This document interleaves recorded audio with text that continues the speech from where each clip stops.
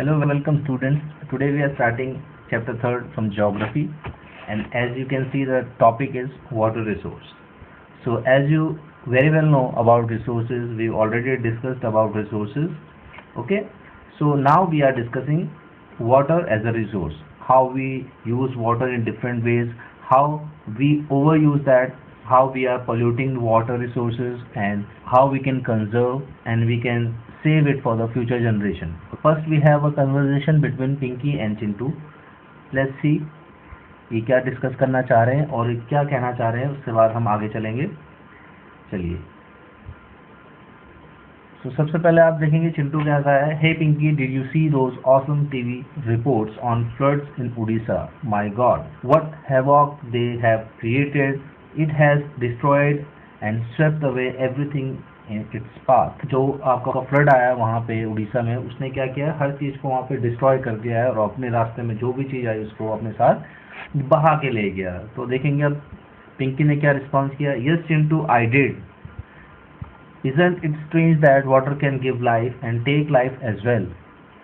Okay, तो आप समझ सकते हैं कि जो पिंकी क्या कहना चाह रही है कि जो वाटर है वो लाइफ देता भी है और लाइफ ले भी सकता है. Okay, what would we do without water? We need water to drink, cook our food, wash our clothes and wash ourselves as well. इन सारी चीज़ में हम वाटर को यूज़ करते हैं. ओके, और आगे देखते हैं क्या कह रहे हैं. My father was telling me that in his factory they need a lot of water for a number of things.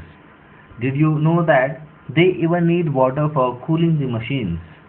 In fact, the factory runs on the power supplied by the hydel power plant. Now I can understand why, though the ages we humans have chosen to live near water courses along the river and other water resources like springs, lakes, ponds and oases. तो ये पिंकी ने जवाब दिया कि हमको कितना ज़रूरी है वाटर और किस तरीके से फैक्ट्रीज में यूज़ किया जाता है. दूसरी बात है कि किस तरीके से ह्यूमंस हमेशा आपके एंशियंट टाइम से आप कह सकते हैं कि रिवर्स के ही पास वो हमेशा अपना क्या बनाते थे, घर बनाते थे, जिससे कि आसानी से उनको वाटर की अवेलेबिलिटी बनी रहे. आगे चलते हैं, अब देखते हैं क्या है इसमें. थोड़े से फैक्ट्स हमारे पास, चलिए देखते हैं. You already know that 3/4 of earth surface is covered with water and that is approximately 70.9% precisely, अगर आप उसको परसेंटेज में देखेंगे.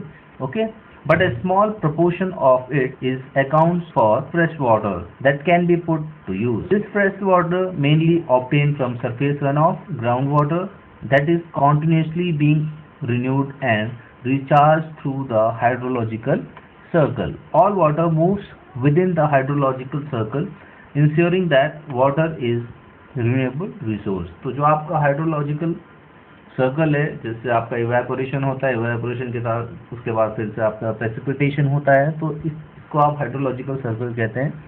तो ये आपका प्रोसेस चलता रहता है जिससे कि आपका जो वाटर एक रिन्यूएबल रिसोर्स बन जाता है क्योंकि वो दोबारा से रिप्लेनिश हो जाता है. ओके, चलिए आगे देखते हैं. You might wonder that 3/4 of our world is covered with water and water is a renewable resource. अब आप सोचेंगे 3/4 तो जो हमारा वर्ल्ड कवर्ड है वो वाटर से है और वाटर एक रिन्यूएबल रिसोर्स है. ये वाटर स्कार्सिटी की प्रॉब्लम फिर क्यों आती है, उसका रीज़न क्या हो सकता है. ठीक है, तो ये अब आप देखेंगे, ये एक प्रेडिक्शन है कि 2025 तक nearly 2 billion people will live in absolute water scarcity. इतना पानी होने के बावजूद भी 2025 तक 2 बिलियन पीपल आपके एब्सोल्यूट वाटर स्कार्सिटी का, जो आपकी वाटर की कमी है, उसको झेलेंगे. तो उसके रीजंस क्या हैं, अब आप थोड़ा सा आगे चलेंगे तो आप राइट साइड में देखेंगे कुछ फैक्ट्स हैं, कुछ फिगर्स हैं, इनसे आपको आइडिया पता चल जाएगा कि ऐसा क्यों कहना चाह रहे हैं. चलिए देखते हैं. 96.5% of the total volume of the world's water is estimated to exist as ocean and only 2.5% is fresh water. So now you can see out of that what we discussed, that 70.9% is water on the earth. Out of that 96.5% is ocean or seas you can say, and only 2.5% is fresh water.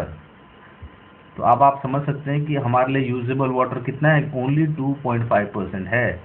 Okay, चलिए आगे देखते हैं। Nearly 70% of the fresh water, तो आपका जो ये 2.5% water fresh water है, उसका जो 70% है वो कहाँ है? वो आपके पास कहाँ है? आइस शीट्स में है, ग्लेशियर्स में है, जो कि आपके पास अंटार्कटिका में है, ग्रीनलैंड में है, और माउंटेन रीजन में आपको देखने को मिलता है। तो उसमें से 70% तो आपके पास यहाँ है, बाकी बचा कितना? ओनली 30%, जो कि आपके ग्राउंड वाटर और एक्विफायर्स में होता है, जैसे कि आपके पास आपके रिवर्स हो गए, ओके, आपके पास आपके पॉन्ड्स हो गए, आपके जितने भी तालाब होते हैं, ये सारे 30% है जिसको आप यूज़ कर पाते हैं। ओके, चलिए आगे देखते हैं। India receives nearly 4% of the global precipitation and rank 133 in the world in the terms of water availability पर पर्सन पर एनम। तो आपका ये रैंक बना 133 कैसे? कि हर एक व्यक्ति को कितना वाटर मिलता है पर एनम के हिसाब से। ओके, और जो कि हमारा कितना रैंक बनाता है? 133। और नियरली हमारे पास कितनी रेनफॉल होता है? 4% ऑफ द ग्लोबल, जितनी दुनिया में बारिश होती है उसका केवल 4% हमको मिलता है। ओके, तो total renewable water resource of India are estimated at 1897 square kilometre per annum. ये थोड़ा सा और आपके पास फैक्ट्स एंड फिगर्स हैं, इनको आप ध्यान रखेंगे। चलिए अब आगे देखते हैं। अब के आपके पास अब नेक्स्ट टॉपिक आता है,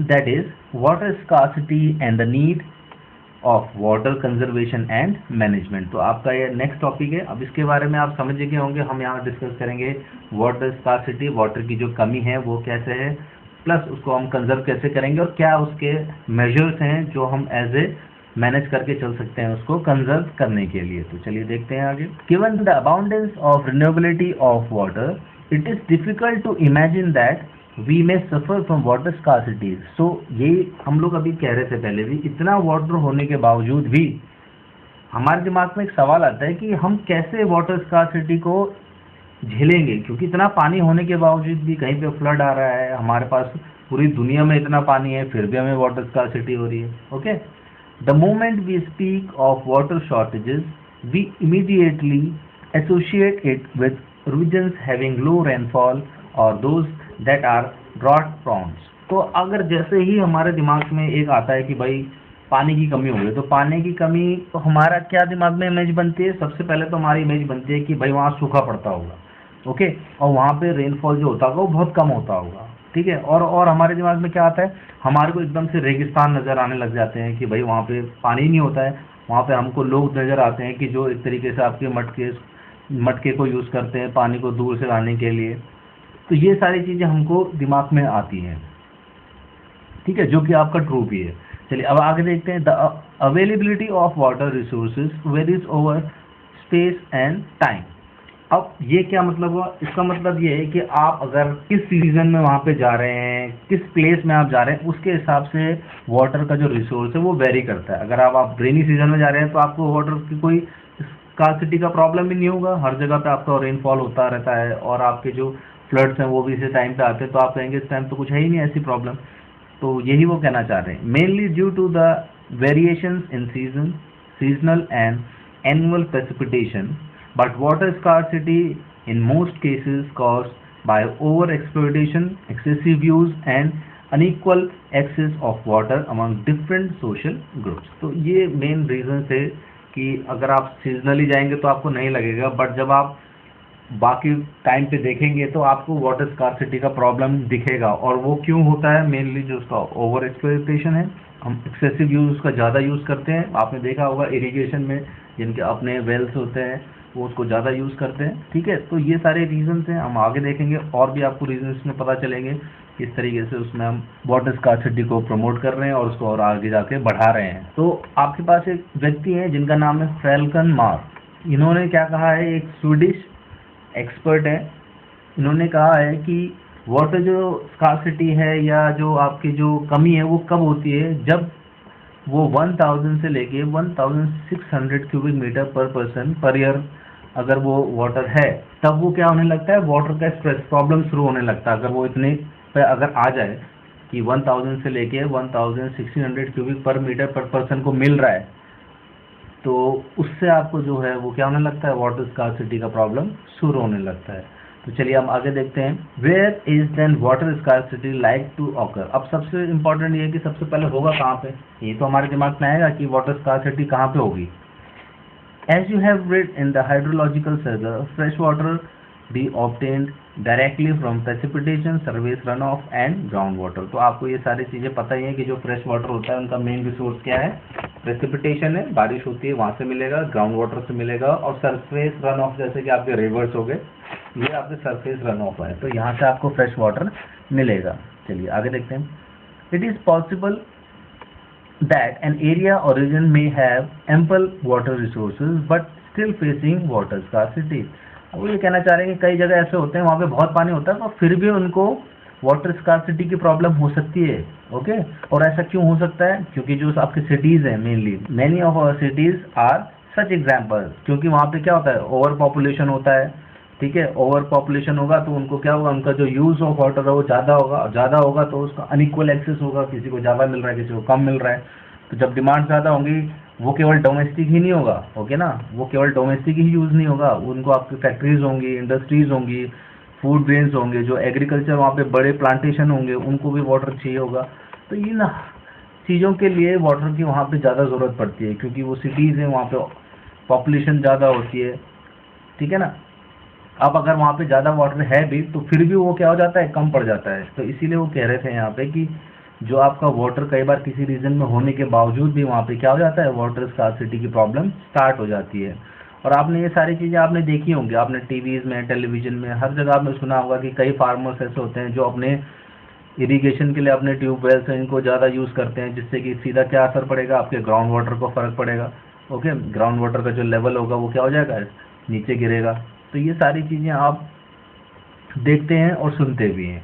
अब हम थोड़ा सा पास में चलते हैं और उसमें देखेंगे क्या है, post independent India witnessed intensive industrialisation and urbanisation creating vast opportunities for us. अब जो पोस्ट इंडिपेंडेंट था वहाँ पे हमारा इंडस्ट्रियलाइजेशन और अर्बनाइजेशन शुरू हुआ, क्योंकि उससे पहले क्या थे, हम लोग विलेजेस पे ज़्यादा लोग फोकस करते थे, फार्मिंग पे बहुत अपने इंडिविजुअली फार्मिंग करते थे।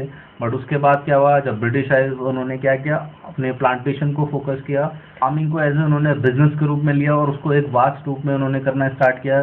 पर्टिकुलर क्रॉप को उन्होंने उगाने के लिए फोर्स किया, क्योंकि जिससे आपको प्रॉफिट ज़्यादा हो सके। अब जब आपको ज़्यादा फार्मिंग करनी पड़ेगी तो आपको क्या करना पड़ेगा, ज़्यादा आपके वाटर रिसोर्स को यूज़ करना पड़ेगा, और जिससे कि आपका ओवर एक्सप्लॉयटेशन स्टार्ट हो जाएगा वाटर का। ठीक है ना, और जिससे कि आपके धीरे धीरे फ्रेश वाटर में क्या हो जाएगी, प्रॉब्लम स्टार्ट हो जाएगी, उसका जो लेवल है वो कम होने लग जाएगा। और धीरे धीरे आपने ये भी देखा होगा कि जब आपके हाइड्रो इलेक्ट्रिक पावर सप्लाई थे वो भी बढ़ने शुरू हो गई हैं, आपके डैम्स बनने स्टार्ट हो गए। तो पहले जो आपके जो डैम्स होते थे उनका जो मेन पर्पस होता था वो होता था कि पानी को रोकना और फर्दर उसको अपनी फार्मिंग के लिए यूज़ करना। ठीक है, तो ये सारी चीज़ें थी पहले जो आपका पोस्ट इंडिपेंडेंस में फोकस किया जाता था।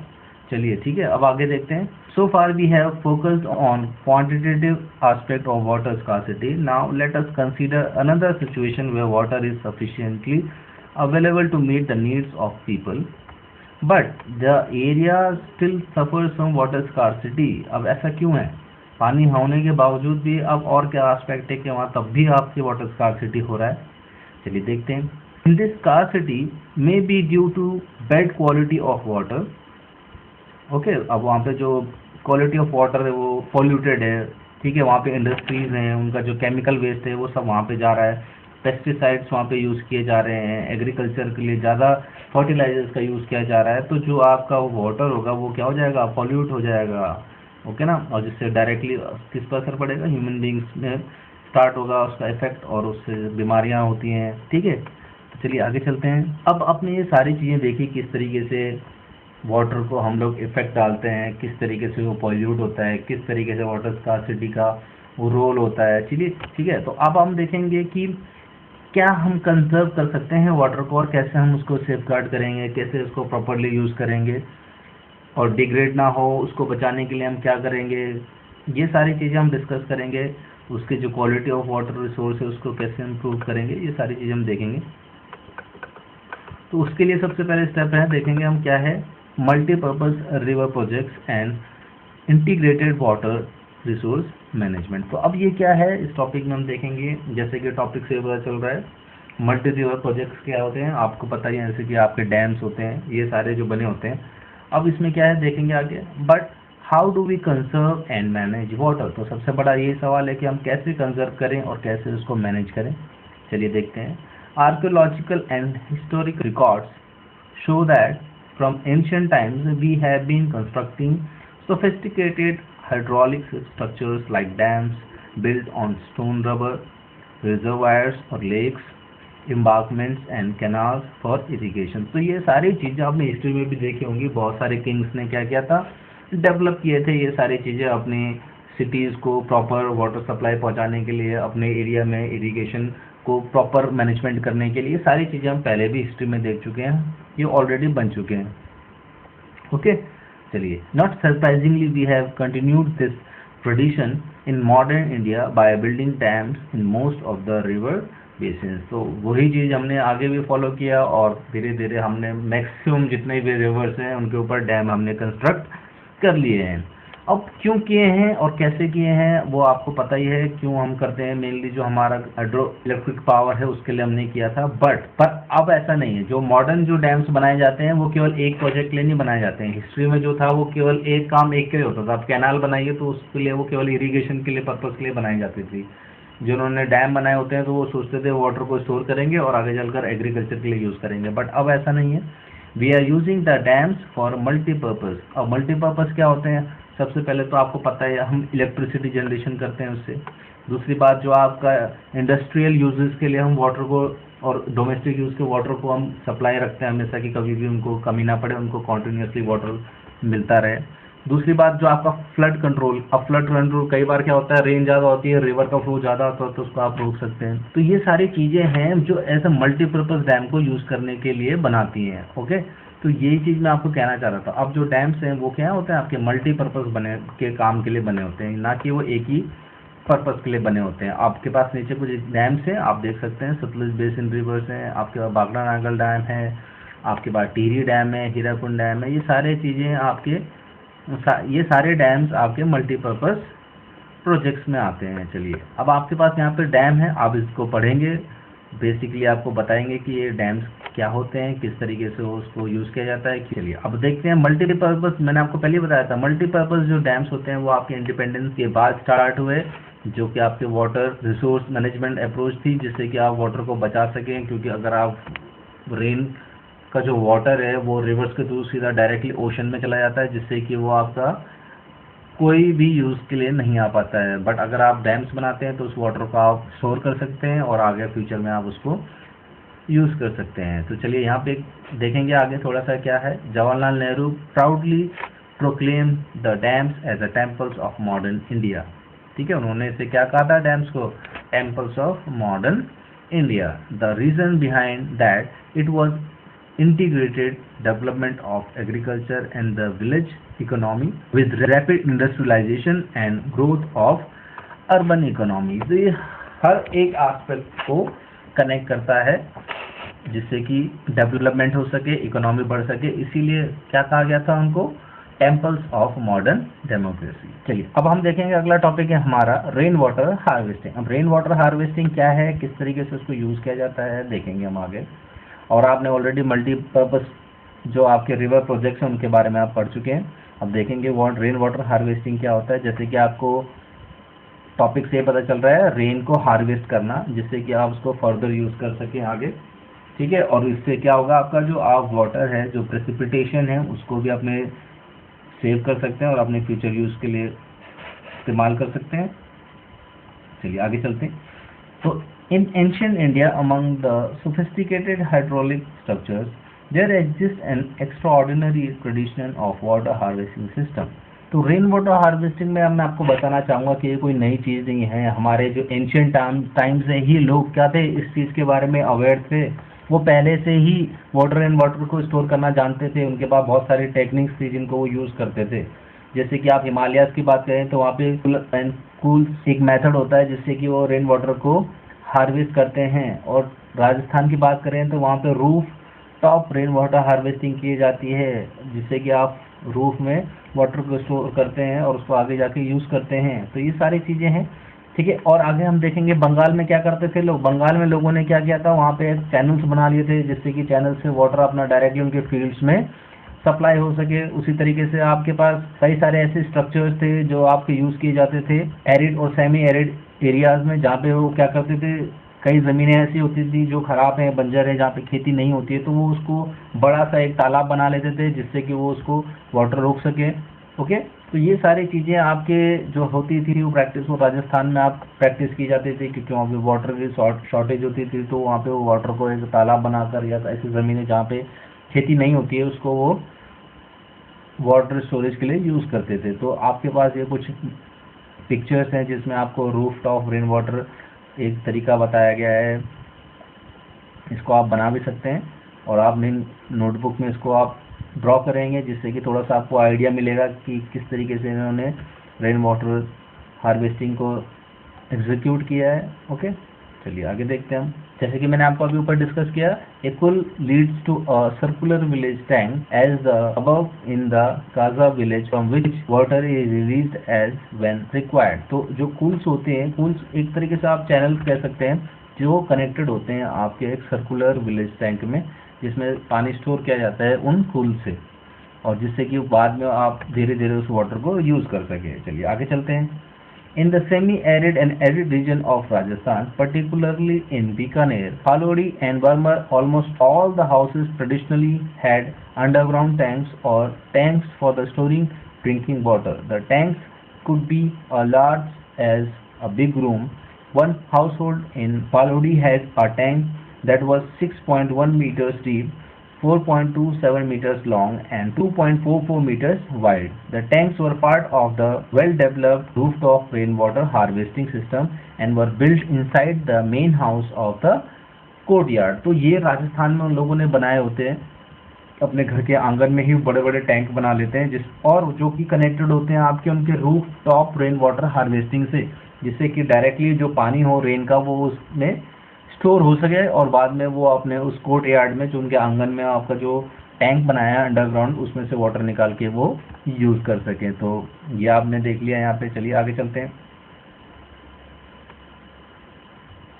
The rain water can be stored in the tanks till the next rainfall, making it an extremely reliable resource for drinking water when all the resources are dried up. अब जब सारा पानी खत्म हो जाएगा, कभी भी आपको पता है राजस्थान में कितनी शॉर्टेज होती है, और राजस्थान से बहुत नियरली आपको डेजर्ट है वो मिलता है, और वहाँ पे रेनफॉल भी होता है, जो प्रेसिपिटेशन होता है वो बहुत लेस होता है, तो उसी रेन वाटर को वो as a main resource of water को यूज करते हैं। ओके, अब देखेंगे वहाँ पे क्या है और आगे क्या है होता है, समर में क्या कंडीशन हो जाएगी वहाँ पे वो देखते हैं। In summer the rain water of palar pani as commonly referred to in these parts is considered the purest form of natural water. Many houses constructed underground rooms adjoining the tanka to beat the summer heat as it would keep the room cool। तो जब आपको वहाँ गर्म होगा, राजस्थान में आपको पता है हीट ज़्यादा होती है, रेनफॉल कम होता है, तो जब गर्म होगा तो उससे उनको क्या एक तरीके से ठंडक भी मिलेगी, जो उन्होंने वहाँ पे टैंक बनाए हुए होंगे पानी से। चलिए अब आप देखते हैं आज की क्या कंडीशन है वहाँ पे। ये सब तो आपने देखा कि ये सब चीज़ें पहले से चली आ रही हैं जो हमने अभी डिस्कस किया। Today in western Rajasthan sadly the practice of rooftop rainwater harvesting is on the decline as plenty of water is available due to perennial Rajasthan canal, though some houses still maintain tanks since they do not like the taste of tap water। तो वहाँ पे अब क्या है कि अब आपने को पता है जब इंडस्ट्रियलाइजेशन होता है, इकोनॉमी कंट्री की बढ़ती है, तो डेवलपमेंट होता है। डेवलपमेंट होने से वहाँ पे क्या है, पेरेनियल राजस्थान कैनल वहाँ पे चलती है, जिससे कि डायरेक्टली अब लोगों को पानी उनको टैप पे मिल जाता है। पर कई लोग हैं जिनको टैप वाटर पसंद नहीं आता है, वो अभी भी ट्रेडिशनली टैंक से वाटर यूज़ करते हैं, जिससे कि अभी भी रेन वाटर हार्वेस्टिंग वहाँ पे अवेलेबल है, वो अभी भी उसको यूज़ करते हैं। चलिए आगे देखते हैं। Fortunately, in many parts of rural and urban India, rooftop rainwater harvesting is being successfully adopted to store and conserve water। अब देखेंगे कहाँ कहाँ पे हैं ऐसे आपके कुछ ऐसे विलेजेस होते हैं, जैसे कि आपके मैसूर कर्नाटका के विलेजेस हैं। Rain water harvesting system to meet their water needs Daily 200 households have installed this system and the village has earned the rare distinction of being rich in rainwater. अब आप नीचे देख सकते हैं फिगर में किस तरीके से उन्होंने कन्वर्ट किया है। आपके जो रूफ है उसमें जो वाटर से जो रूफ है उसको पाइप से कनेक्ट करके नीचे आपके पास टैंक्स होते हैं, उसमें वो उसको स्टोर कर लेते हैं। तो ये सारी चीज़ें आपने देखी यहाँ पे। अब आप नीचे एक पिक्चर में भी देख सकते हैं बैम्बू ड्रिप इरिगेशन सिस्टम है, आप इसको भी पढ़ सकते हैं। ये भी बहुत पुराना सिस्टम है जिसको अभी तक लोग यूज़ करते हैं और बहुत काफ़ी डिस्टेंस से वाटर को एक जगह से दूसरी जगह पे कलेक्ट किया जाता है। अब देखेंगे कुछ इंटरेस्टिंग फैक्ट यहाँ पे है। Tamil Nadu is the first state which has made rooftop rainwater harvesting structure compulsory to all the houses across the state. These are legal provisions to punish the defaulters. तो वहाँ पे उन्होंने कंपलसरी कर दिया है कि हर व्यक्ति को अपने घर पे रेन वाटर हार्वेस्टिंग करनी है, और नहीं किया तो उसके लिए उन्होंने वहाँ पे फाइन भी रखा हुआ है। तो ये स्टेप इनका बहुत अच्छा है और स्टेट्स को भी यहाँ पे करना चाहिए। तो आपके पास ये नीचे कुछ क्वेश्चंस हैं और आपको इनको आंसर्स भी आपको मिल जाएंगे जिसको आप अपनी नोटबुक में नोट कर सकते हैं। और अगर आपको किसी भी टॉपिक में प्रॉब्लम हो तो आप मुझसे पूछ सकते हैं।